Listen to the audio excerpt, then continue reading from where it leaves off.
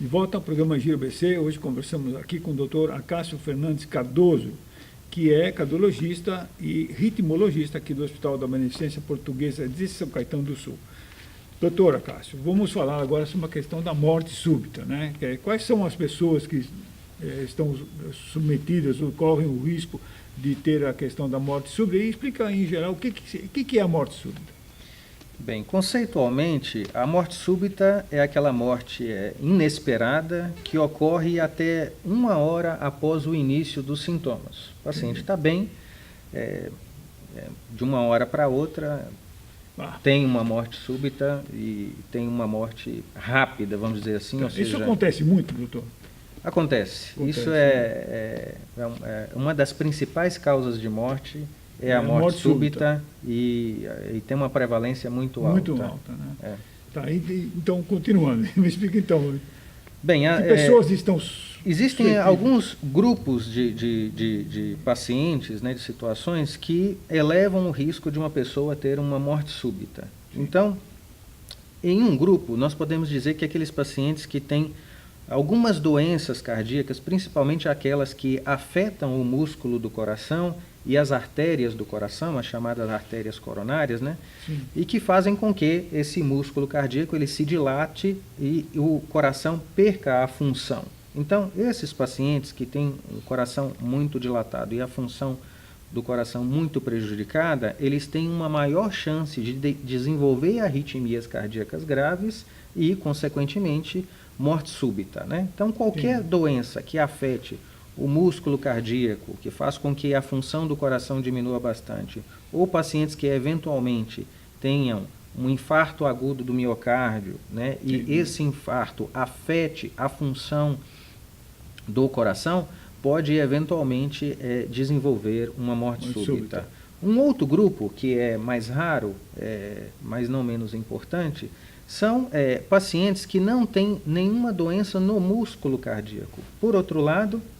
E nem sintomas, doutor? Às vezes sim, às vezes não. Podem ser pacientes até assintomáticos. Mas nesse outro grupo, são pacientes que têm alguma predisposição, alguma condição genética que pode gerar arritmias cardíacas graves e, eventualmente, a morte súbita. Entendi. São pacientes com síndromes genéticas raras, né, que muitas vezes são difíceis de diagnosticar e que exigem uma avaliação bastante minuciosa para você detectar um diagnóstico, não só do paciente, mas da história familiar do paciente. Que já teve, então, algum caso na família, é bom cuidar. Exato. Pacientes que na família tem muitos casos de morte súbita, esses pacientes devem ser avaliados periodicamente por um especialista. Eventualmente você vai desvendar alguma situação que provoca morte súbita na família e que tem um caráter genético. Né? Uma vez que isso é diagnosticado, existem tratamentos que podem ser propostos. Quais são os tratamentos, de modo geral, em todos os casos de arritmias? Como são classificados esses tratamentos? Tá. Para aqueles casos onde o coração ele é bradicárdico, ou seja, onde você tem uma bradicardia, o coração é muito lento e o paciente tem sintomas, o tratamento é um implante do marcapasso. Tá. O marcapasso ele é uma prótese muito pequena, fica embaixo da pele, ele é conectado a um cabinho que a gente chama de eletrodo. Coração, né? Isso. E esse eletrodo ele é implantado dentro do coração. Sim. E ele vai estimular o coração. O coração está muito lento, então ele vai estimular o coração. Nos pacientes que têm um risco muito aumentado de ter morte súbita, existe uma maneira de você prevenir isso através de um implante de um aparelho parecido com o marcapasso, que a gente chama de cardiodesfibrilador.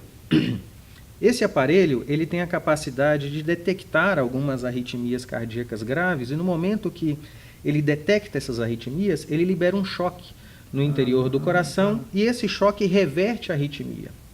Então, um paciente que... Então, é como se fosse um desfibrilador. Exato. Ele funciona como um desfibrilador convencional, externo, né? Mas neste caso ele é implantado no paciente, dentro do coração. Nossa, mas para chegar nesse caso, o paciente tem que ter realmente constatado... São situações muito específicas, né? São pacientes que a gente considera realmente de alto risco para desenvolver uma morte súbita. Nesses casos, Sim. o tratamento vai ser o implante desse aparelho. Esse aparelho. Agora, passando para o lado das outras Taquicardia, arritmias, né? Das taquicardias principalmente, e aí a gente engloba uma série de arritmias. As arritmias são muito diferentes, tem vários tipos, né? Você tem situações onde elas vão ser benignas e totalmente assintomáticas. Nesse caso, não vai ser necessário um tratamento, o paciente vai ser simplesmente acompanhado ou orientado para evitar determinados estimulantes que possam vir a piorar essas arritmias. Não, por exemplo, existem pacientes que têm algumas arritmias que a gente chama de extrasístoles, que são como se fossem batimentos fora do lugar. Sim. E essas arritmias, elas pioram muito com alguns estimulantes. Por exemplo, café, excesso de café, estresse emocional, chocolate. Chocolate. Entendeu? Bebida alcoólica. É só corrigir hábitos. Então, com a correção de alguns hábitos, essas arritmias podem melhorar, às vezes, até sem nenhum tratamento específico. Sem medicamento. Isso. Existem outras arritmias que causam mais repercussão, que têm mais sintomas significativos. Essas arritmias, elas podem ser tratadas com alguns medicamentos específicos que a gente chama de antiarrítmicos, que algumas vezes vai controlar bem os sintomas do paciente e evitar a recorrência das arritmias. E em outras situações, existe o tratamento invasivo para as arritmias, que a gente chama de ablação por catéter. Esse é o tema que nós vamos abordar agora. Então, vamos falar sobre ablação por catéter. Esse é um tratamento mais definitivo para as arritmias, né? É um tratamento bastante interessante e muito efetivo, porque ele consegue, muitas vezes, eliminar os focos das arritmias através da cauterização. A gente utiliza um catéter bem fininho. Sim. Esse catéter geralmente é inserido pela virilha, ele chega até o coração e ali você tem condições de mapear, localizar onde estão os principais focos das arritmias. Uma vez que você localiza, você tem capacidade de cauterizar esses focos, e muitos desses pacientes que têm arritmias significativas, com sintomas importantes, eles vão ficar curados, ou vão ficar totalmente livres das arritmias após esse procedimento. Intervenção, doutor, para chegar nesse ponto de intervenção, quer dizer, o paciente, logicamente, tem todo um caminho até chegar aí, né, doutor? Então, e depois que chega, quer dizer, essa intervenção, quanto tempo ela demanda, qual é o nível de recuperação, como que é essa intervenção? Não, esse é um procedimento que ele é feito com muita segurança hoje, ele é bastante efetivo, ou seja, a maioria das arritmias cardíacas... Sucesso total. Você consegue um sucesso aí acima de 90%, ou seja, o paciente com um procedimento, ele pode ficar totalmente livre dessas arritmias e livre dos medicamentos também, que é algo muito importante. Geralmente, esse paciente fica internado um dia para fazer o procedimento. Após o procedimento, um dia depois, vai para casa e em 5 dias, uma semana, ele está retornando à rotina normal, levando a sua vida de uma maneira normal. Ele chega nesse ponto dessa ablação só mesmo com uma situação crônica, não é, doutor? Não necessariamente. Hoje, como é um procedimento que é muito efetivo e bastante seguro e eficaz, a maioria das arritmias que causam alguma repercussão clínica para os pacientes, o tratamento ideal, mais definitivo, é a ablação. Então, não necessariamente você precisa insistir com medicamentos, trocar medicamentos, esperar os medicamentos não funcionarem para indicar um procedimento desse. Muitas vezes, essa vai ser a primeira opção.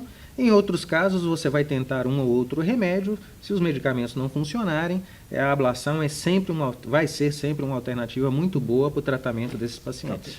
Falamos então com o Dr. Acácio Fernandes Cardoso, que é cardiologista e ritmologista aqui do Hospital Beneficência Portuguesa de São Caetano do Sul.